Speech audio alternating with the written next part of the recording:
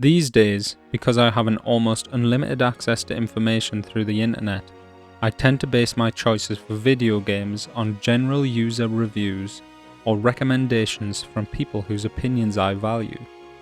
By reading around multiple places, I can quickly get a feel whether I think a game is worth a go or not. Most of the time, but not always, I end up loving them. I'm saying this because when I was 11, I didn't really have the same easy access to the internet as I do now. I still used it, but it was mostly to watch that one Dragon Ball Z OVA of In the End, you know the one. I only learned about new games based on the ones kids discussed at school, or that my family had played. But there was something else that could get me to buy a game, and that was box art. So when I saw this magnificent cover staring at me from the shelf at Granger Games, I just knew I had to buy it. This game and its art looked so nice and wholesome that it's one of the only games that my parents have been happy to buy me. Looking at the cover, I was fucking blown away. In the game you play as a what? You play as a wolf but also as a god, and also you can paint things into existence, holy shit. My little child brain was so excited by this thing, it was probably the most hyped I've ever been for a game. I remember reading through the manual in the car journey home, thinking about how awesome it was going to be, and let me tell you, it didn't disappoint. So I'm gonna break what I think are the amazing things about this game into 4 categories: the art style, the paintbrush mechanic, the characters, and the combat, and the music. So I mean, you'll be able to tell already that the look of this game is something special.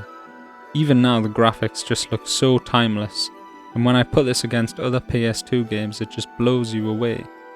I've got the Artbook, and supposedly they went with this look because the hardware wasn't capable of the realistic look they were going for, and that change inspired the entire rest of the game, including its main mechanic. I for one am so glad they did. I mean, just look at this shit, it's amazing. This game was so influential on my life. It gave me one of my first insights into Japanese culture, and is probably one of the reasons I love Yu-Gi-Oh! And anime and manga. Gaming! To this day. Thankfully, we can continue to appreciate the art style for the rest of the video. So the biggest thing in this game, aside from playing as a dog god, is the paintbrush. As I said earlier, this idea came about naturally in development, and I must say it's amazing. Not only does it reinforce the art style, but it's a driving force behind your companion and the sense of progression through the game. There are 13 brush techniques to collect, and you get them from interacting with the 12 other zodiacs that have been split off from yourself.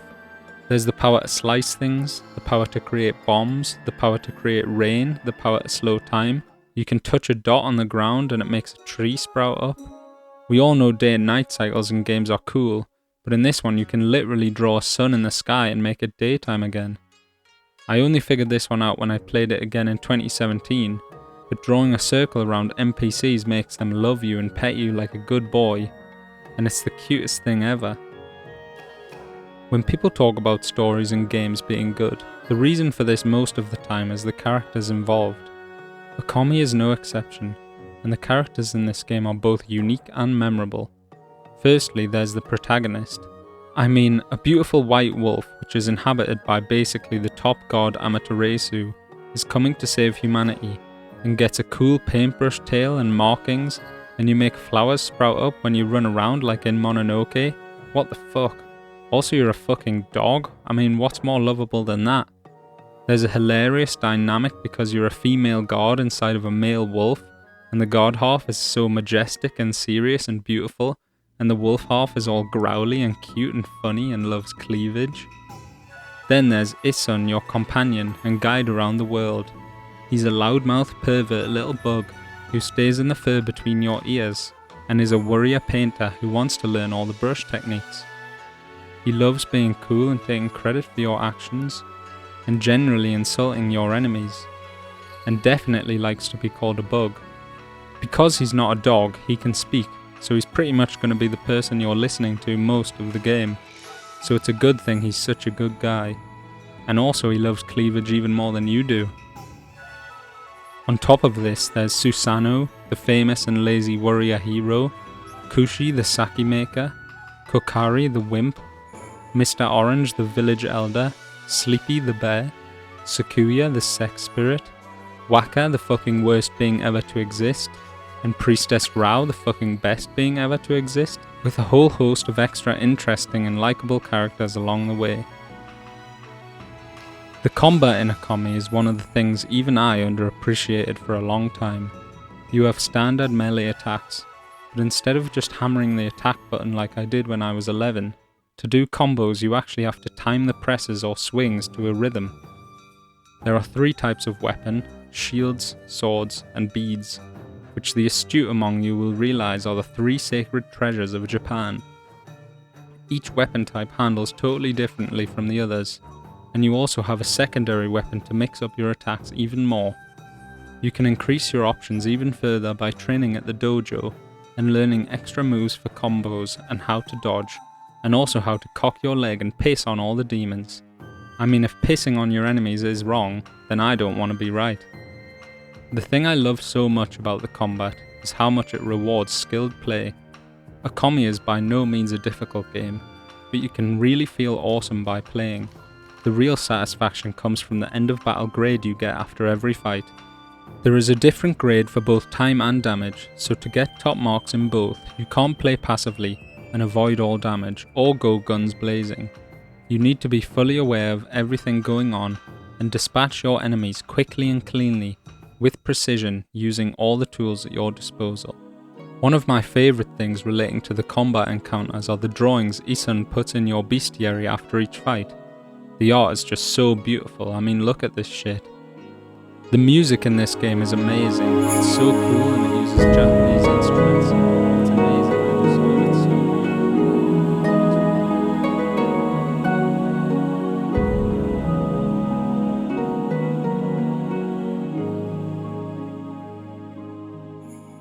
Basically, what I'm trying to say is that even though this game was a huge critical success, it didn't really sell very well, and unlike a lot of games of the age, I've never heard anyone talk about it since.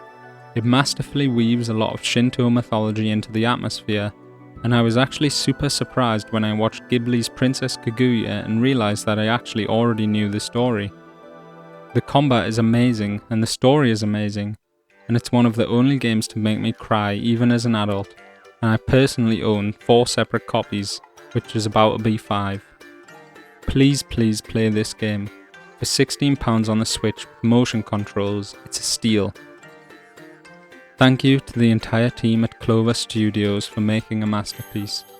Thank you Rao for shaping who I am today, and thank you for watching. Peace.